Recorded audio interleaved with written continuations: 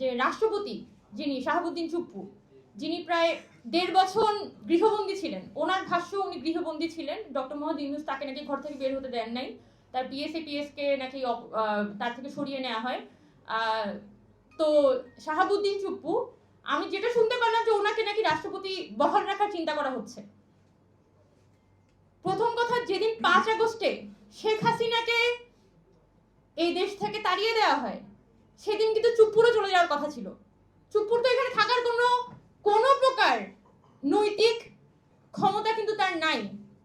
কিন্তু এটার পরও শুধুমাত্র দয়া করে, আমি শব্দটা বারবার বলবো, শুধুমাত্র দেশের স্বার্থে দয়া পরবশত আমরা ছাত্ররা এবং পলিটিক্যাল পার্টিগুলা চুপ্পুকে ওই সময় ক্ষমতায় রেখেছিল, বা রাষ্ট্রপতি আকারে একজন পুতুল রাষ্ট্রপতি হিসেবে ওই সময় বহাল রাখে। এই নতুন সরকার, একটা গণতান্ত্রিক সরকার আসার পর আমরা কোনোভাবে আশা করি না যে পুরনো যে আওয়ামী লীগের সরকার, সেটার একটা ল্যাঞ্জা নিয়ে সরকার শুরু করবে, পার্লামেন্টারি কাজ কারবার শুরু করবে।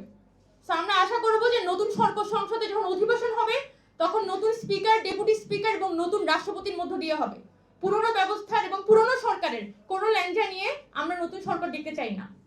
তো আশা করি যে সরকার খুব দ্রুত তাদেরকে যারা বুদ্ধি পরামর্শ দিচ্ছে এবং নানানভাবে এই আমলাতান্ত্রিক ব্যবস্থা, এই পুলিশি ব্যবস্থা সবকিছুর মধ্য দিয়ে আসলে পুনরায় এই নবনির্বাচিত সরকারকে ঘুরপাক খাওয়াতে চায়, সেই অলিগুলিগুলা এবং সেই ট্র্যাপগুলা আমাদের সরকার বুঝতে পারবে এবং তারা অতি দ্রুত আমাদের যে নতুন বাংলাদেশের যে স্বপ্নগুলো ছিল, এই জুলাই অভ্যুত্থানের মধ্য দিয়ে আমরা যে স্বপ্ন দেখেছিলাম, সেই স্বপ্নগুলো বাস্তবায়নের পথে হাঁটবে।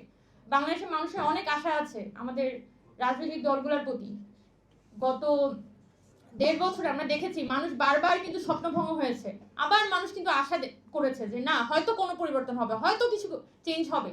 এবং আমি এখনো আশা করতে চাই যে হয়তো আমাদের পলিটিক্যাল পার্টিগুলোর মধ্যে কিছুটা হলেও পরিবর্তন হয়েছে, হয়তো তাদের মধ্যে কিছুটা হলেও লজ্জা শরম তৈরি হয়েছে এবং তারা হয়তো কিছুটা হলেও দেশটাকে ভালোবাসে।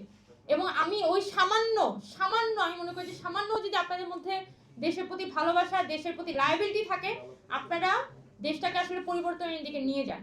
এবং আপনাদের হাত ধরেই আমাদের জনগণের যে খাসলতকে আমরা দোষারোপ করে থাকি, আমাদের জনগণের খাসলত, আমাদের এই যে আমলাতান্ত্রিক ব্যবস্থা, সেই সব কিছুকে আমরা পরিবর্তন করতে পারবো।